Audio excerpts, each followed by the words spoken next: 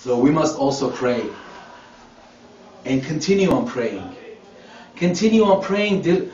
Apostle Paul says, pray diligently. Pray constantly. Pray without ceasing. Never stop praying, and be joyful regardless of what you're going through. Because regardless of what you are going through, be joyful, because you could be going through something else worse.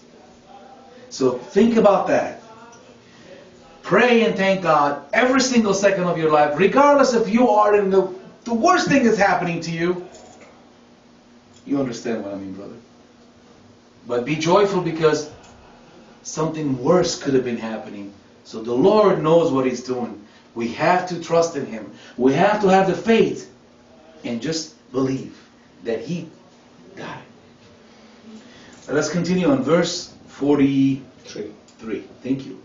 Now when He said these things, He cried with a loud voice, Lazarus, come forth.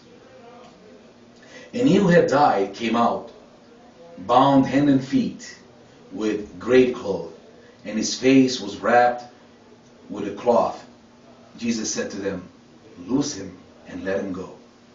Here Jesus, after He made the prayer to the Father, He tells Lazarus, come out. And Lazarus, in the old days, they used to wrap him in linen, which is like a mummy. He comes out. He can't talk. His mouth is covered and everything, because, they have him all wrapped up. And Jesus says, hey, can somebody hurry up and go loosen this guy up, cut him up, take these bandages off of him so he can breathe, so he can talk. Because first of all, now everyone's in shock, right? Everyone's like, they can't believe it. This is like, it's an impossible. This dead man just walking out. He was dead a few days ago. They buried him. They know they wrapped him up. He was stone cold dead, and now he's up and running, but he can't move because it's, it's tied up. But Jesus tells him, loosen up his bandages so he can come out and, be with us. Here, let's continue. Verse 45. Then many of the Jews who had come to Mary and had seen the things Jesus did believed in Him, but some of them went away to the Pharisees and told them the things Jesus did. Then the chief priests and the Pharisees gathered a council and said, what shall we do? For this man works many signs. If we let him alone like this, everyone will believe in him, and the Romans will come and take away both our places and nation. As I said before in prior studies, the problem with the Pharisees and the religious leaders were having is their ego and their power position.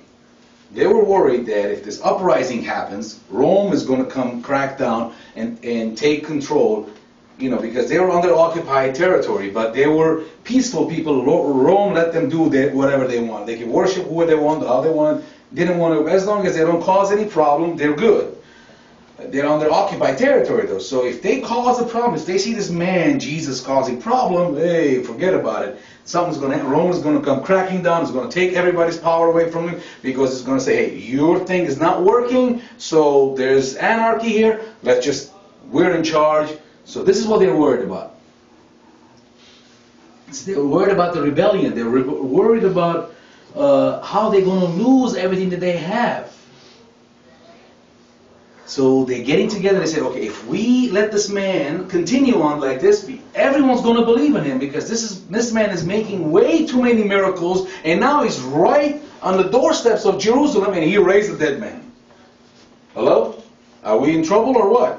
He's right here in Jerusalem. He just raised a dead man. Everybody saw. This is a big funeral, big family, very well known. Everybody saw. Raised a dead man. Jesus, of course, did it on purpose, as we said. He said that earlier that let God be glorified. So He was letting God being glorified, and He made that happen so everybody can see what's going on. So no one will doubt later that, oh, well, maybe this and that, the other. But now they say, so what are we going to do? We have to get rid of him. How do we get rid of him? Because if we get rid of him, the people are going to turn against us, because now everybody's believing this guy. We have an issue. Verse 40, what are we, 50? 49. 49. Thank you. And one of them, Caiaphas, being high priest that year. This is the the son-in-law of the high priest, which is in charge now, Caiaphas, because of the political issues. We'll get into it later. Caiaphas, being the high priest that year, said to them, "You know nothing at all, nor do you consider that it is expedient for us that one man should die for the people, and not that the whole nation should perish." Now, this he did not say on his own authority, but being high priest that year, he prophesied that Jesus would die for the nation, and not for that nation only, but also that he would gather together in the children of God who were scattered abroad. So now, indirectly, the high priest indirectly prophesies Jesus must be sacrificed for the salvation of the world.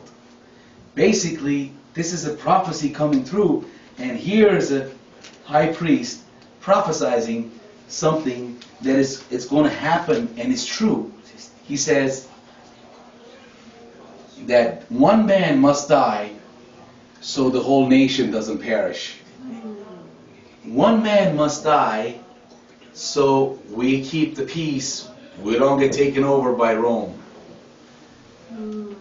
But in God's plan, this one man is Jesus Christ of Nazareth. This one man is the Messiah. This one man is going to die by God's will for the entire world, not just for the nation of Israel. He is going to die for the entire world and for the world's salvation.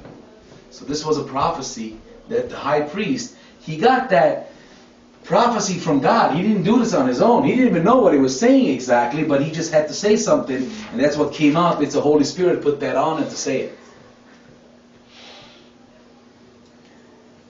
So the final, is basically here, what are we, 54? 55. 50, okay. Therefore, then from that day on, plotted to put him to death. Therefore, Jesus no longer walked openly among the Jews, but went from there into the country near the wilderness, to a city called Ephraim, and there remained with his disciples. And the Passover of the Jews was near, and many went from the country up to Jerusalem before the Passover to purify themselves. Then they saw Jesus and spoke among themselves as they stood in the temple. "What do you think? That he will not come to the feast?"